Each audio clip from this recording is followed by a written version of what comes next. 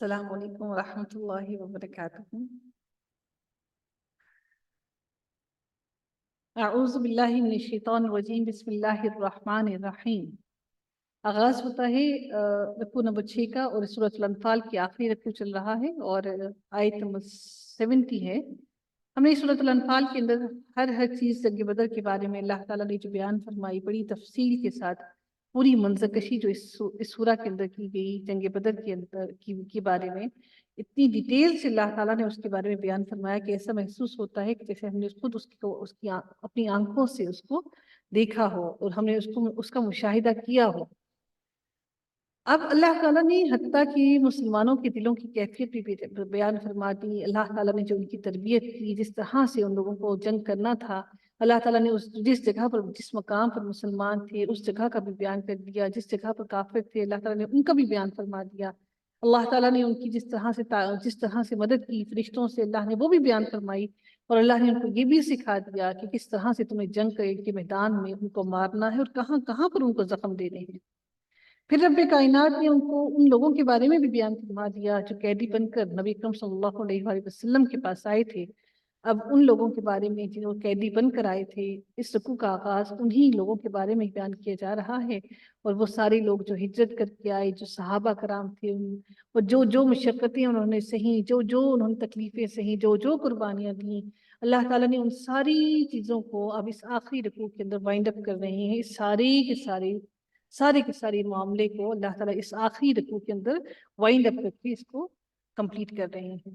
اب وہ دیکھتے ہیں وائنڈ اپ کس طرح سے ہو رہا ہے یہ پورا سورہ انفال کا معاملہ، سورہ انفال کی پوری تفسیر اور سورہ انفال کا پورا منظر کشی جو ہمارے سامنے ہے۔ اللہ تعالیٰ ارشاد فرماتے ہیں، یا ایھا النبی قل لمن فی ایدیکم من الاسری،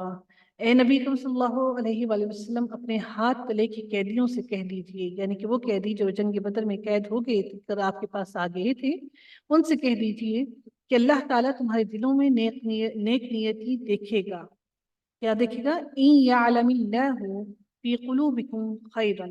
کہ اللہ تعالیٰ تمہارے دلوں میں تمہاری نیک نیتی کو دیکھے گا، اور اگر تمہارے دلوں میں تھوڑی سی بھی کوئی نیک نیتی ہوگی تو جو کچھ تم سے لیا گیا ہے اس سے بہتر تمہیں دے گا۔ اب اس سے مراد کیا تھی کہ میں آپ کو بتاتی چلوں کہ در حقیقت ایسا ہوا کہ یعنی اس ایمان اور اسلام لانے کی نیت اور اسے قبول کرنے کا جذبہ۔ اب اللہ تعالیٰ یہاں پر ارشاد فرماتے ہیں کہ نیک نیتی سے مراد یہ ہے کہ وہ جو اسلام لانے کی نیت ان کے دلوں میں کیا تھی، اور اسلام کے لیے ان کے دلوں میں کیا احساسات تھے۔ اب جو وہ لوگ جو مسلمان نہیں ہوئے تھے اور وہ جنگ بدر کے میدان میں آئے تھے، اور پھر ان لوگوں سے جب وہ قیدی بن کر آ گئے تو ان سے جب فدیہ لیا گیا تو ان کے دلوں کو ڈھارس دی جا رہی ہے، اور اللہ تعالیٰ ان کے لیے ارشاد فرما رہی ہیں یہاں پر کہ اے نبی آپ ان قیدیوں سے کہہ دو کہ اگر تمہارے دلوں میں نیک نیتی اللہ دیکھے گا تو جو کچھ تم سے فدیے کے طور پر لیا جا رہا ہے اللہ تعالیٰ اس سے بہتر تمہیں عطا کر دے گا، یعنی جو فدیہ تم سے لیا گیا ہے اس سے بہتر تمہیں اللہ تعالیٰ قبول اسلام کے بعد عطا فرما دے گا۔ یہ ایک دعوت کا طریقہ تھا ان کو کہ اب اگر وہ اسلام قبول کر لیں گے تو اللہ تعالیٰ ان کے اسلام قبول کرنے کے بعد ان کو اس سے بھی بہترین چیز عطا کرے گا۔ تو ایسا ہی ہوا۔ اس وقت حضرت عباس رضی اللہ تعالیٰ عنہ جو تھے وہ بھی ان قیدیوں میں شامل تھے۔ اس وقت انہوں نے اسلام قبول نہیں کیا تھا، وہ سب مسلمان نہیں ہوئے تھے، لیکن اس کے بعد وہ مسلمان ہو گئے تو اللہ تعالیٰ نے ان کو اس سے بھی بہتر چیز عطا کی۔ اللہ تعالیٰ نے ان کو دین عطا کیا، اللہ تعالیٰ نے ان کو اسلام عطا کیا، اللہ تعالیٰ نے ان کو مسلمان بنا دیا۔ تو اس کے بعد اللہ تعالیٰ نے انہیں دنیا کے مال اور متاع بھی عطا کیے، اور پھر اللہ تعالیٰ نے ان کو آخرت کی بھی کامیابی عطا فرمائی۔ تو اللہ تعالیٰ اس میں ان قیدیوں کا ذکر کر رہے ہیں اس آیت کے اندر جو مسلمان ابھی نہیں ہوئے تھے۔ تو اللہ تعالیٰ نے فرمایا کہ اب ان کو ایسا لگتا ہے کہ ہم فدیہ دے کر ہم خسارے میں پڑ جائیں گے، لیکن اللہ تعالیٰ نے ان سے کہا کہ تم ان کو پھر بھی دین کی طرف بلاؤ، ان کو پھر بھی اسلام کی طرف بلاؤ، ان سے کہو کہ اگر تم اسلام قبول کر لو گے تو جو تمہارا فدیہ تمہارے ہاتھ سے نکلا ہے اللہ تعالیٰ تمہیں اس سے بہتر عطا کر۔ لیکن فدیہ ان کو پھر بھی دینا تھا کیونکہ وہ ابھی قیدی بن کر آئے تھے، کیونکہ وہ اسلام قبول انہوں نے نہیں کیا تھا۔ تو پھر اللہ تعالیٰ آگے مزید ارشاد فرماتے ہیں کہ اور اس کے بعد پھر اللہ تعالیٰ آگے ان کے بارے میں یہی ارشاد فرماتے ہیں کہ اور پھر گناہ بھی تمہارے معاف فرمائے گا اور اللہ تعالیٰ بخشنے والا مہربان ہے۔ یعنی زبان سے تمہوں نے اظہار اسلام کر دیا، لیکن مقصد کا دھوکہ دینا ہو اگر وہ उनका मकसद इस्लाम कबूल करना, यानी कि ज़ुबान से उन्होंने इस्लाम कबूल कर लिया, लेकिन दर हकीकत उन्होंने अगर इस्लाम को अगर ज़ुबान से कबूल किया लेकिन दिल से एक्सेप्ट नहीं किया उन लोगों ने, तो इससे कबल उन्होंने जो कुफ्र किया था, उन्होंने शिर्क किया था, उसकी वजह से अल्लाह ताला ने उनको मुसलमानों का कैदी बना दिया। और उनको अल्लाह ताला ने मुसलमानों के कैदी बनाकर उनको उनकी ताबे कर दिए, मुसलमानों के नीचे कर दिया। और जब उस वक्त ये जो रिवाज था वो ये था, या तो फिर फिदिया लेकर उनको रिहा कर दिया जाए या फिर उनको गुलाम बना लिया जाए। जो फिदिया देकर रिहाई हासिल कर सकते थे उनको रिहा कर दिया जाता, और जो नहीं हासिल कर सकते थे फिर उनको गुलामी में दे दिया जाता था। किसी भी आ, किसी भी सहाबी की गुलामी में उनको दे दिया जाता था। अब अल्लाह ताला फरमाते हैं ये इसलिए उनके साथ किया गया कि अगर वो शिर्क के रास्ते पर कायम रहे, अगर अल्लाह ताला ने उनको शिर्क की वजह से उनको ये सारी जिल्लत अता की थी, और अगर वो इसी शिर्क के रास्ते पर कायम रहे फिर से भी, तो फिर अल्लाह ताला उनको सिवाय जिल्लत और रुसवाई के और कुछ भी उनको नहीं देगा। तो सिर्फ और सिर्फ जिल्लत और रुसवाई ही उन्हें मिलेगी। लेकिन अल्लाह ताला फिर ये भी इरशाद फरमाते हैं कि मिम्मा उखिज़ मिनकुम व यग़फिर लकुम, और अगर तुम में से कोई भी दीन इस्लाम पर आ जाता है तो अल्लाह ताला बहुत माफ़ करने वाला है, वो तुम्हारी पिछली तमाम खताओं को माफ़ कर देगा। बेशक अल्लाह ताला बहुत बख्शने वाला, रहम करने वाला है। अगली आयत में अल्लाह ताला इरशाद फरमाते हैं व इन युरीदू खियानतका फ़क़द खानुल्लाह मिन क़ब्ल फ़अमकन मिनहुम, और अगर वो तुझसे खयानत का ख्याल करेंगे तो ये तो उससे पहले खुद अल्लाह की खयानत कर चुके हैं। यानी कि नबी करीम सल्लल्लाहु अलैहि वसल्लम, अगर ये आपसे किसी खयानत के बारे में सोचते हैं कि हमने दीन इस्लाम को कबूल कर लिया, यानी कि वो इस्लाम तो कबूल करने का कहते हैं ज़ुबान से, लेकिन वो दर हकीकत इसलिए इस्लाम कबूल करने का कह रहे हैं कि हम मुसलमानों को नुकसान पहुंचाएं और हम उनके बीच में रहकर उनकी टो लगा सकें। तो अगर वो कोई ऐसा खयानत करने का कोई मामला अपने दिल में रखे हुए हैं, अगर वो ऐसी कोई खयानत करना चाहते हैं, तो अल्लाह ताला फरमाते हैं कि तो ये उससे पहले अल्लाह की खयानत कर चुके हैं। उनकी खयानत अल्लाह ताला से इससे कई गुना बड़ी है कि वो अल्लाह ताला के दीन को नहीं मानते, अल्लाह ताला की बात को नहीं मानते। अब अल्लाह ताला फरमाते हैं कि उन्हीं के लिए, कि अल्लाह ताला ने इसी वजह से, कि अल्लाह ताला ने उनको इस खयानत की वजह से मिन क़ब्ल फ़अमकन मिनहुम, तो अल्लाह ताला ने उनकी इन्हीं खयानत के सबब आखिरकार अल्लाह ताला ने उन्हें गिरफ्तार करवा दिया। फ़अमकन, उनको गिरफ्तारी में उनको उनको कैदी बनवा दिया। मिन क़ब्ल, उनकी इस खयानत के सबब अल्लाह ताला ने उनको कैदी बनवा दिया। वल्लाहु अलीमुल हकीम, और अल्लाह ताला इल्म वाला और हिकमत वाला है। इन्नल्लज़ीना आमनू व हाजरू व जाहदू बिअम्वालिहिम व अनफुसिहिम फी सबीलिल्लाह, यहाँ पर उन लोगों का, इस आयत के इस हिस्से में उन लोगों का जिक्र किया जा रहा है यहाँ तक, फी सबीलिल्लाह तक, जो लोग मुहाजिर थे, जो लोग हिजरत करके आए थे मक्का से मदीना में। वो हिजरत करके आए, पहले सबसे पहला उन्होंने क्या काम किया, उन्होंने ईमान लाए, उसके बाद हाजरू हिजरत की, वजाहदू, और फिर उन लोगों ने जिहाद भी किया। जिहाद जंग बदर में वो गए। जिहाद न सिर्फ उन्होंने जिहाद अपनी जानों के साथ, अल्लाह ने फरमाया कि पहले सबसे पहली चीज जो इंसान को अजीज होती है, अपना माल अजीज होता है। भी अम्वालिहिम, उन्होंने अपने मालों के साथ जिहाद किया। क्या, एक तो वो माल अपना सारा मक्का में छोड़ आए, और फिर जो रह गया माल वो सारा उन्होंने इस जंग बदर में लगा दिया। वह अनफुसिहिम, और उसके साथ साथ उन्होंने अपनी जानों के साथ भी जिहाद किया अल्लाह ताला की राह में। अल्लाह ताला इस हिस्से में उन पहले ही टाइप मुस्लिम्स का जिक्र करते हैं, उन पहले ही सहाबा का जिक्र करते हैं जो मुहाजिर थे। अब दूसरे हिस्से में अल्लाह ताला आयत के दूसरे हिस्से में इरशाद फरमाते हैं उन लोगों का, वल्लज़ीना आवौ व नसरू उलाइका बअज़ुहुम औलियाउ बाज़। अब दूसरे हिस्से में उन अंसारियों का अल्लाह ताला जिक्र फरमाते हैं जिन्होंने अपने माल में उन मुहाजिरों को शरीक किया और उनकी हर हर तरह से उनकी मदद की, और उनको अपने माल में, अपने अपने असबाब में, हर हर चीज़ में उन्होंने ऐसा रिश्ता अखुवत बना कायम किया कि उन्होंने अपनी अपनी अपनी जायदाद का भी उनको वारिस बना दिया। और फिर बाद में ये वरासत का हुक्म जो है ये मनसूख हो गया था। उस वक्त उनको वरासत वो दे देते थे, लेकिन उसके बाद जब वो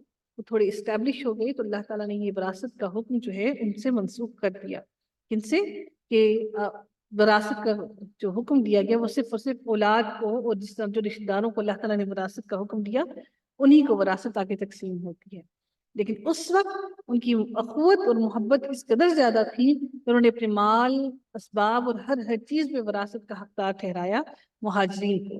اب اللہ تعالیٰ اگلے حصے میں ارشاد فرماتے ہیں تیسری قسم کی مسلمانوں کی، وہ کون سے ہیں؟ والذین آمنوا ولم یہاجروا ما لکم من ولایتہم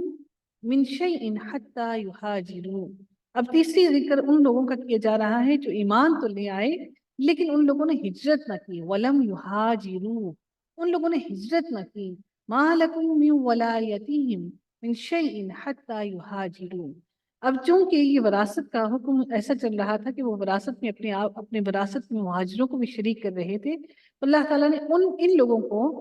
اس وراثت میں حقدار نہیں ٹھہرایا۔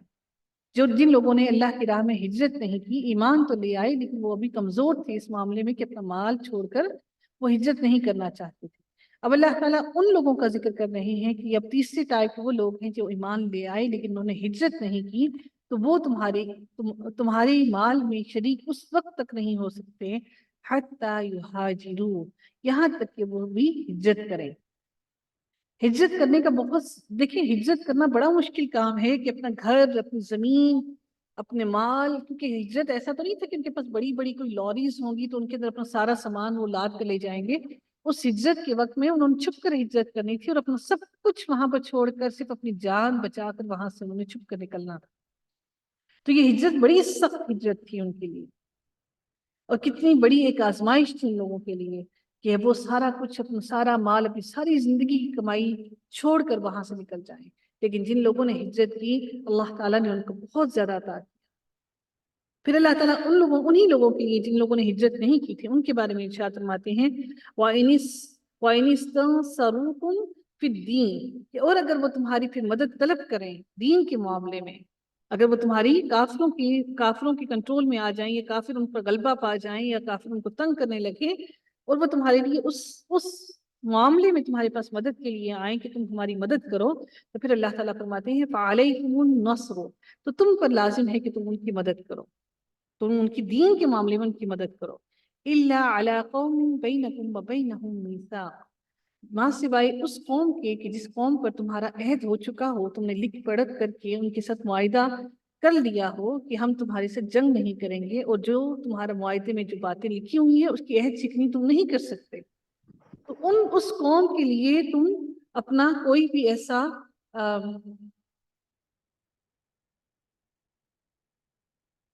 اس قوم کے لیے جس کے بیچ میں تمہارا معاہدہ ہو چکا ہے،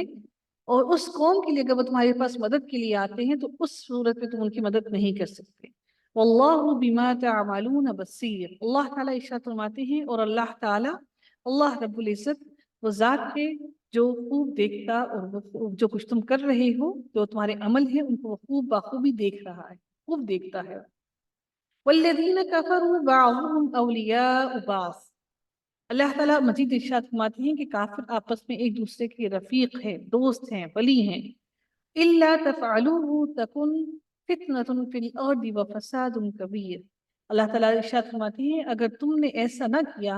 تو ملک میں فتنہ ہوگا اور زبردست فساد ہو جائے گا۔ اس سے مراد کیا ہے؟ اس سے مراد یہ ہے کہ یعنی جس طرح کافر ایک دوسرے کے دوست اور حمایتی ہیں، اسی طرح اگر تم نے بھی ایمان کی بنیاد پر ایک دوسرے کی حمایت اور کافروں سے قطع تعلق ہی نہ کی، ان سے دور نہ ہٹے، تو پھر بڑا فتنہ اور فساد ہوگا تم لوگوں کے درمیان میں، اور وہ یہ کہ مومن اور کافر کے باہمی جو ان کے آپس میں باہمی اختلافات ہیں، اور وہ جو ان کے آپس میں تعلق ان لوگوں نے بنایا ہوا ہے، محبت کا تعلق انہوں نے بنایا ہوا ہے، چونکہ تمہارا دین مختلف ہے، اور دین کے مختلف ہونے پر پھر آپس میں تم لوگوں کی آپس میں لڑائی جھگڑے شروع ہو جائیں گے، اور اس لیے بہتر یہ ہے کہ تم کافروں کو اپنا دوست نہ بناؤ۔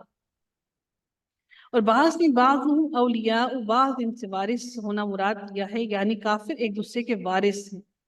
کافروں کے وارث کافر ہی ہوں گے اور مسلمانوں کے وارث مسلمان ہی ہوں گے، اور مطلب یہ ہے کہ ایک مسلمان کسی کافر کا اور کافر کسی مسلمان کا وارث نہیں ہے، جیسا کہ احادیث میں اس کی بہت کلیئرلی وضاحت کی گئی ہے۔ اگر تم وراثت میں کفر اور ایمان کی نظر